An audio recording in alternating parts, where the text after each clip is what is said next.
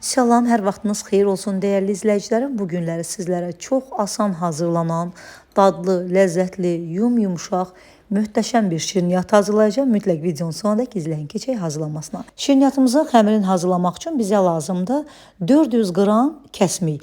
Mən pəhriz kəsmiyindən istifadə etdim. 2 paçka kəsmikdir. Hər bir paçkada 200 qram kəsmik var. Ümumilikdə 400 qram pəhriz kəsmiyindən istifadə etdim. Yəni şirinsiz kəsmikdir. 400 qram kəsmiyin üzərinə əlavə edirik 1 paket vanil və biraz bunları qarışdırırıq. Dəyərli izləyicilərim, istifadə edəcəyiniz ərzaqlar çalışın ki, hamısı ev temperaturunda olsunlar. Yağımız da tam yumuşalmış olmalıdır. Bunları biraz belə qarışdırdıqdan sonra 120 qram ev temperaturunda tam yumuşalmış yağ götürürük. Baxın, burada da indi sizlərə göstərəcəm ki, yağ gördüyünüz kimi necə yumuşaq olmalıdır. Əvvəlcədən soyuducudan çıxardın, bir gün öncədən də çıxarda bilərsiniz, 2-3 saat öncədən də çıxarda bilərsiniz. Ev temperaturunda qalsın, bu cür yumuşalsın. 120 qram yağımızı götürürük və əlavə edirik bunu da kəsmiyin üzərinə və hər ikisini birlikdə qarışdırırıq. Dəyərli izləyicilərim, kim hardan videomuzu izləyirsə, xahiş edirəm ki, zəhmətə dəyər verib, saniyənizi ayırıb elə bu dəqiqə yuxarıda gördüyünüz bəyən düyməsinə toxunaraq videolarımızı bəyənməyi unutmayın və əgər videolarımızı bəyənirsinizsə, mütləq yaxınlarınızla da paylaşın. Və bunları biraz qarışdırdıqdan sonra üzərinə 150 qram şəkər tozu əlavə edirik. 150 qram şəkər tozu da 200 ml stəkan ölçüsü ilə bir stəkandan bir baş barmağı aşağı, yəni bir baş barmağı əski şəkər tozu eləyir. Bir ədəd də ağlı sarlı yumurta əlavə edirik içərisinə və bunları hamısını tam krem halına gələnə qədər qaşıqla və ya çəngəllə qarışdırırıq.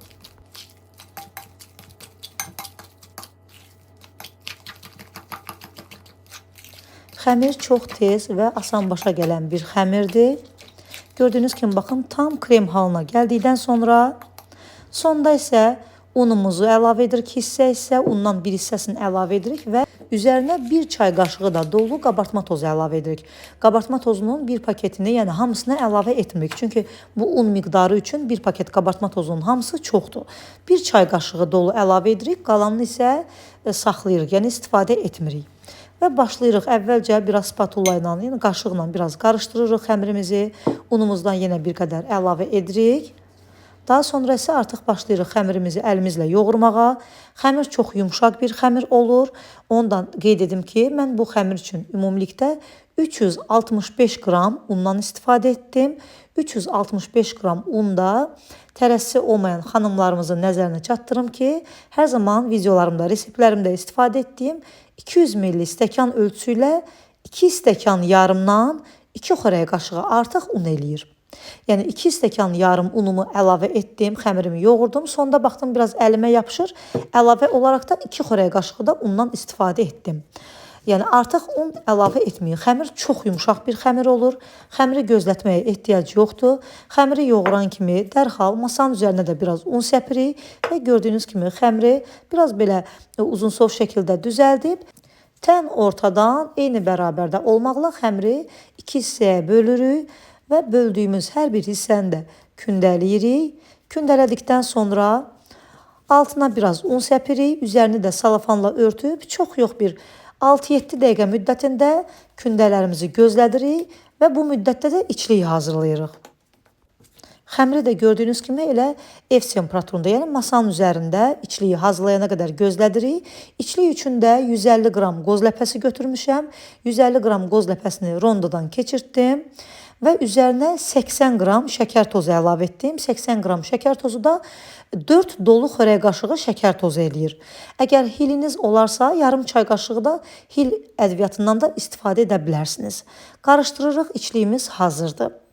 Kündənin birini götürürük, salafana büküb bir kənarda gözlədirik ki, üzəri qurumasın və bir kündəmizi başlayırıq yaymağa. Altına və üzərinə biraz un səpərək yayırıq. Xəmir çox yumuşaq bir xəmirdir və kəsmiklə hazırlanan şirniyyatlar da bildiyiniz kimi çox yumuşaq alınır, çox gözəl alınır və bu şirniyyatımızın da dadı həqiqətən də möhtəşəmdir.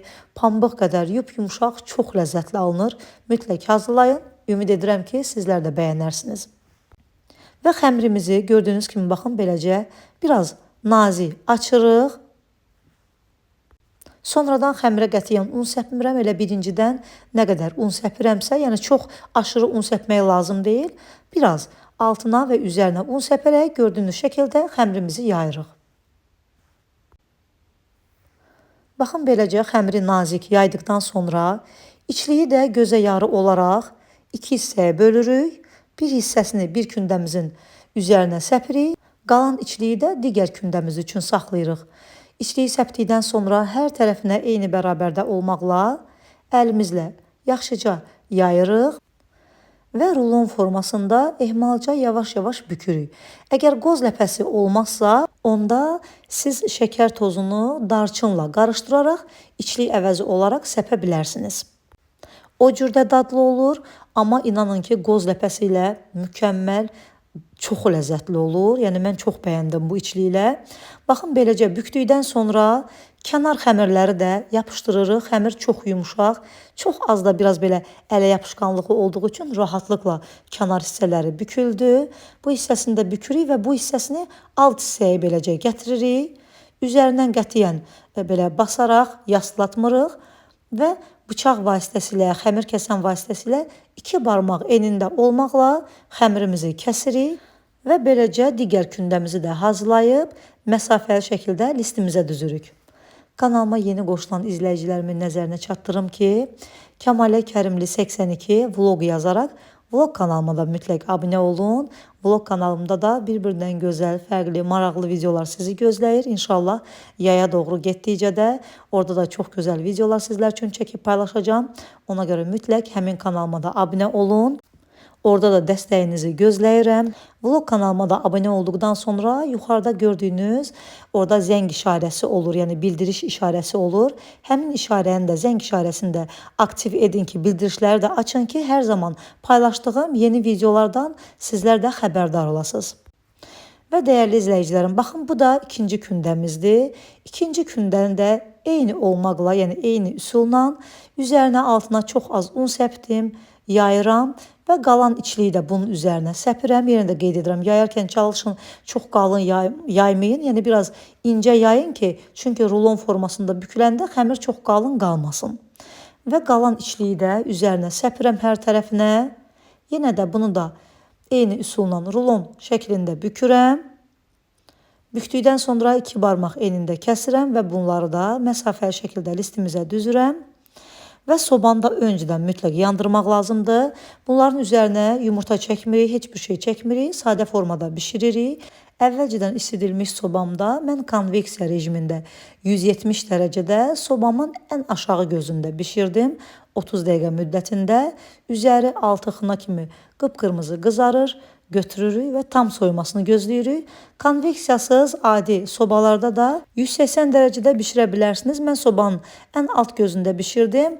Artıq baxdım ki, alt hissəsi tam qızarıb, üzəri biraz qalıb. Onda sonda isə bir 5 dəqiqədə sobamın orta gözünə yerləşdirdim. Tam hazır olana qədər bişirdim, götürdüm. 30 dəqiqə müddətində bişib hazır oldu.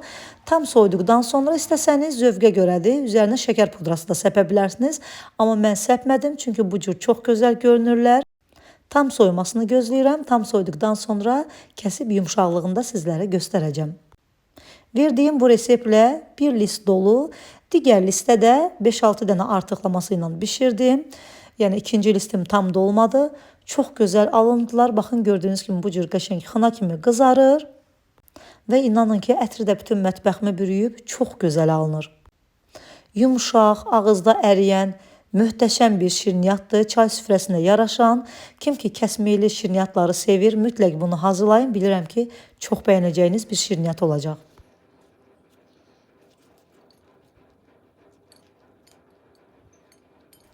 Yağışın da səsini eşidirsiniz. Çöldə də yağış yağır. Sizlər də hazırlayın, çayla nuş edin. Çox bəyənəcəksiniz, çünki çox yumuşaq, tez başa gələn və çox dadlı bir şirniyyat alınır.